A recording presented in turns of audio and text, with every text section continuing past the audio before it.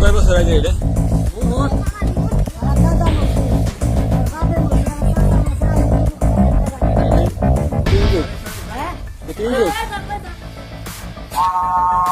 এটা সব দেখে গেছি।